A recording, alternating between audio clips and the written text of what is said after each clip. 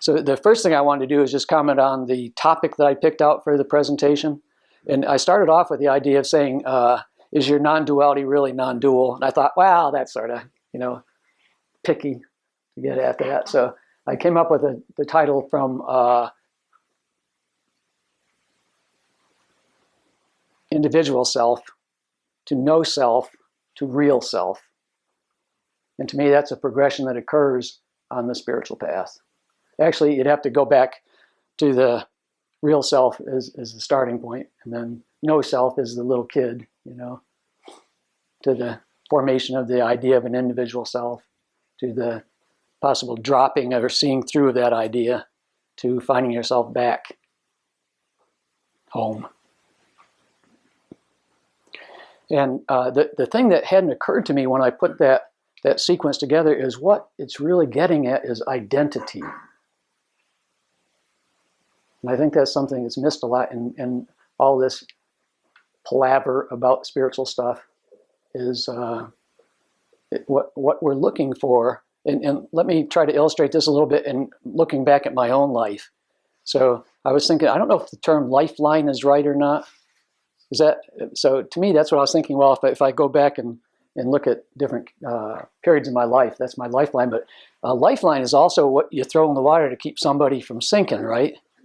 In a way, it's strange, but who was it? Ramana Maharshi said, all you have to do is sink into the heart, right? Ask yourself, who am I, and sink into the heart. I think that's as good a description as you can come up with, but you can't just do it, unfortunately. It's not something you can say, okay, now I'm going to do it. There seems to be a flotation device that even in meditation you get into some whatever you might say, a samadhi, some form, some unusual state in meditation, and something brings us back to the surface. And so basically that would be what you'd want to look for. What is the flotation device that's bringing you back to the surface? So my first, say, from 0 to 21, I would categorize that as a period of passive suffering. So no great traumas in my life, but I had a great sense of uneasiness most of the time from, I suppose, the time when I was 4 or 5, when I started going to school. And when I was 21, I was a senior in college. I was majoring in math for the strange reason it was the only subject in high school I actually did homework with. Everything else I just sort of breezed through. Math was something I had to work at. And so for some reason I found myself majoring in that in college. And when I was a senior in college, one day just out of the blue it hit me, I have no great talent for this. And and my vague dream had been, well, just staying in academia forever. And so but to me that said, well, I guess I'd have to become a professor at some point. And since I don't have any great talent for this, it wouldn't be honest either with myself or with my students. And so it was like somebody threw a bucket of cold water and hit me. And the words that came to my mind were, my God, I'm going to have to get a job, go to work 5 days a week from 8 to 5 for the rest of my life. And I thought, what a boring prospect. I mean, it was such a wake-up call in some way for me. And even when I was thinking about that, it didn't occur to me initially, but then a little later it occurred to me there was something about my identity that had gotten confronted. My identity being some vague idea of just staying in academia, being an academic person, whatever. And my life experience flipped something up that confronted that sleepy identity that I had of what I was. So from 21 until 33 is another phase, another block in my life that I can throw into one category. And by the time I graduated from college, and my daily life was going fine. I mean, when I graduated from high school, I relaxed. When I graduated from college, I relaxed. Things were getting more relaxing, and I was doing okay on a mundane basis. So I had a wife I loved. I had kids I adored. By the time I was 29, I was in charge of a data center for an engineering company. I had 30 or 40 people reporting to me and budget a couple $1 million. But from sometime around then, might have been a couple years before, I started going through these really frustrating periods once or twice a year, I guess. And what it was is I'd realize I've got everything that should make me happy, and yet there's something missing. And so I would scan the horizon, trying to think, well, if I got another degree, you know, if I changed jobs, so I got a new house, if I got a new car, whatever, I was satisfied with my wife and kids. I wasn't interested in changing them, but exchanging them, you know. But everything I could conceive of, I had either accomplished enough or acquired enough at that point where I knew that wasn't going to do it. So I knew a new car wouldn't do it. It'd be nice for a month, you know, but I knew it was. I was greedy in a way, you know. I didn't want to settle for half measures, and so those periods would be extremely frustrating. And at the time, I thought of them as identity crises, and I had no idea why. But in retrospect, that's thanks. That's exactly what they were. And no way out, seemingly. But then when I was 33, I met Richard Rose. He rang my bell. I don't know if you ever had your bell rung before or not. I didn't know I even had a bell to be rung. And the message I got from him was, the answers lie within. And so to me, that's an intuitive realization. So it's like he had to wake up my intuition. I think other people find that on their own. But to me, that was a direction I never considered. It was like, what? You know, a whole new direction. So I knew the answer. I couldn't find the answer out there, but I didn't know there was another direction to look. And so that's when, and the idea, being able to feel a direction, regardless of what it is, whether it's becoming a billionaire, you know, or becoming a painter or whatever it is, being able to feel our direction, I think, is extremely important. And to me, with my mentality, I needed words to talk to myself about it. I'm sure that isn't the case with everybody, but I find it very helpful in talking with other folks. If a person can feel what they want, but then they can also find some words to talk to themselves about, I think it's helpful. So from age 33 when I met Rose until age 59, those were my years of conscious searching for identity. Within maybe 6 months or a year of meeting Rose, I saw very, very clearly what it was I really wanted. And the words I found to describe that, I mean, this doesn't all happen in one big pop, you know, but it's like, to me, intuition, sometimes it hits you from the blue, you know, just like a shocking surprise. Other times it just sort of creeps up on you. You don't see the inflection point where now you see something intuitively. But, and I don't recall, in fact, when I put the second book together and went through my 25 years of journals, I would find many things that I misremembered when I was talking about them. So to me, that's something, and Sean Nevins, who a lot of you either know or know of, one time he said or wrote somewhere, if a seeker isn't keeping a journal, they're a fool.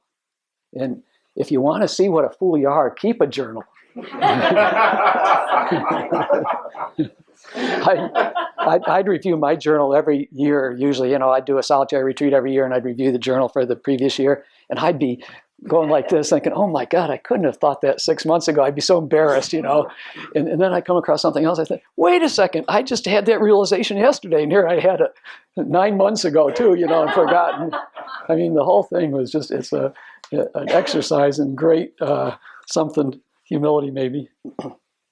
So in fact, not just the years of conscious search, but I think my life from the time, say, I was 5 years old, you know, self-conscious. And I suspect with a lot of people, they would see that those beautiful lines from Francis Thompson's poem, The Hound of Heaven, to describe what that is. To me, it was like having one foot nailed down and walking around in the dark like this, you know. That was, what with exceptions, you know, when there were little Satoris or something like that. But the whole thing, and his poem starts off, I fled him down the nights and down the days. I fled him down the arches of the years. I fled him down the labyrinths of my own mind. And in the mist of tears, I hid from him and under running laughter. And the strange thing is that what we're looking for, whether we're conscious of it or not, what we're looking for is chasing us. You know, it's we're chasing our own tail in a way. And so I had the strong conviction for years and years that God had abandoned me. I'd taken a wrong turn somewhere to get in this dimension. I don't know how I'd made that great mistake. You know, it was like Rumi's poem about, I found myself drunk in this tavern. I don't know how I got here. And whoever brought me here is going to have to take me home. And so that was my feeling, that God had abandoned me. Yeah.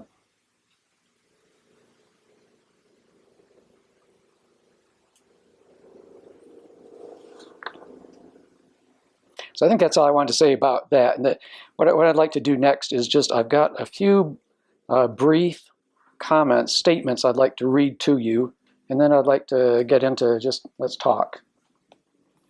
So the statements, and one of the things I saw about myself, and I think it's probably like the default way most minds operate, and that's we see only, and we want to see only evidence that supports our beliefs. And personally, I could say for 25 years, how many years did I have? 25 or 26 years, I was trying to agree my way to the truth. And so I did a hell of a good job at that, and it just doesn't work. You know, you can't agree your way to the truth. It's a trip you have to take on your own. And at some point, so the idea of becoming your own authority that you'll hear some people talking about, with me, it was very late in that sequence of events. But at some point, I believe it's necessary. We have to become our own authority. Meaning, to me, the meaning was, I've got to be able to see what I see for myself versus what I've just adopted or gotten by osmosis.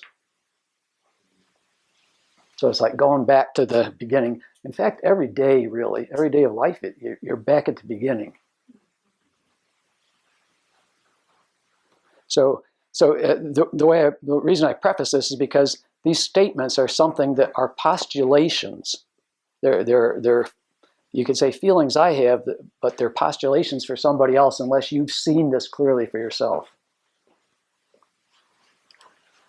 So my sneaky idea is I want these to be a little confrontational if there's something you haven't seen for yourself. Start with a question. What is the inner eye by which you see? All seeing is in the mind. Everything you see, we see, is in the mind. Unfolding of experience is in the mind. Time is in the mind. Distance is in the mind. Space is in the mind. Separation is in the mind. Existence is in the mind. Life is in the mind. Birth and death are in the mind. And the follow-up question is, where are you with respect to the mind?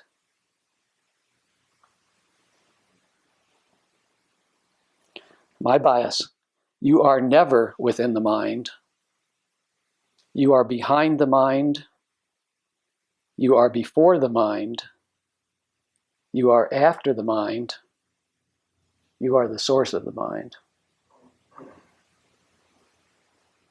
So to me, the search for identity, the search for self-realization, what we're eventually looking for is the source of the mind, the source of awareness.